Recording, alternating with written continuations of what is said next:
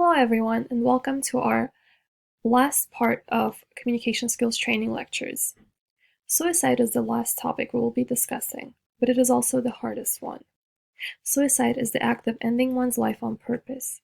A person might have suicidal behavior and/or engage in behavior on purpose that might end their life. Suicidal ideation is when a person is thinking about suicide and/or thinking about attempting suicide.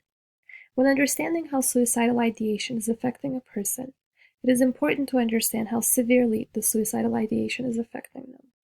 Many people just think about suicide without any intention or desire to end their life. Some, however, begin to look at suicide as a viable answer to a problem they're having, and others begin to look at suicide as the only answer to the problem that they're dealing with. Who does suicidal ideation affect? Suicidal ideation can affect anyone. Life can be challenging, and those challenges are often what lead people to contemplating suicide.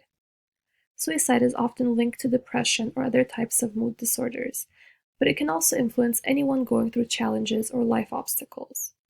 Suicidal ideation is most prevalent in the elderly community, but it is also commonly found in the adolescent community and LGBT community as well. Suicide ideation is most commonly found amongst the elderly. Suicide is the 10th leading cause of death in the United States. In the United States, members of the LGBT community are 3 times more likely to attempt suicide than the national average.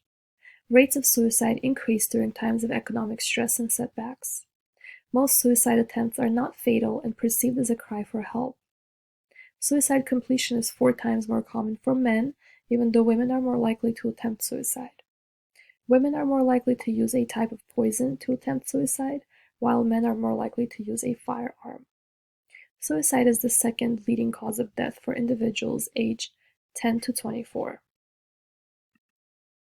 Signs and symptoms. A person who is contemplating suicide might not show any signs of suicide at all, but listed below are some warning signs that a person might be thinking about suicide. Having trouble concentrating or thinking clearly. Giving away belongings, talking about going away, or that they need to get their affairs in order. Sudden changes in behavior, especially sudden calmness or happiness after a period of anxiety or depression. Losing interest in activities they used to enjoy.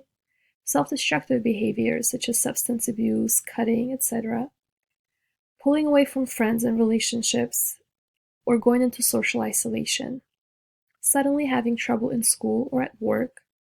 Preoccupation with death or suicide, indicating that they want to hurt themselves, talking about feeling hopeless or guilty, changes in sleeping and/or changes in eating habits, buying paraphernalia or items that could be used for suicide such as gun, excessive amounts of pills or medication, and having a lack of future plans.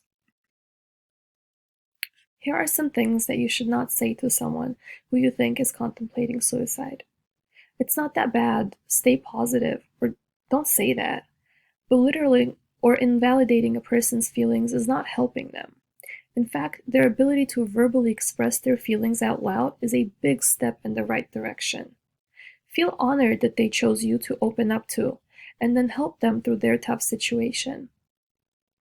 I know how you feel, or I would be devastated if you were gone. It is impossible to know how someone else feels, and insinuating that you do can be really frustrating. Furthermore, these statements can make the conversation about you when it should really be about the other person. You have a lot to live for. When a person is severely depressed, they aren't in the mindset of counting their blessings. Pointing out that they have a lot to live for doesn't help their current situation. Other people have it worse, or you're being selfish. This isn't a contest where some deserve the right to be depressed.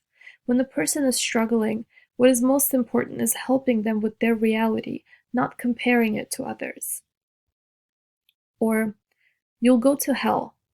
Even if your religion holds this belief, keep in mind that many people may not share your beliefs, nor is it a helpful deterrent to someone who is in crisis.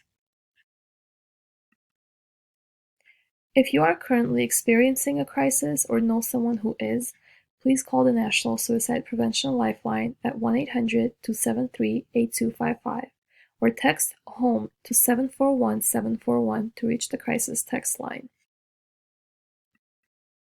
Before we conclude this lecture, we would like to take a moment and express our gratitude to Dr. Ellen Miller and the Postbaccalaureate Department of Hofstra University for making this project possible.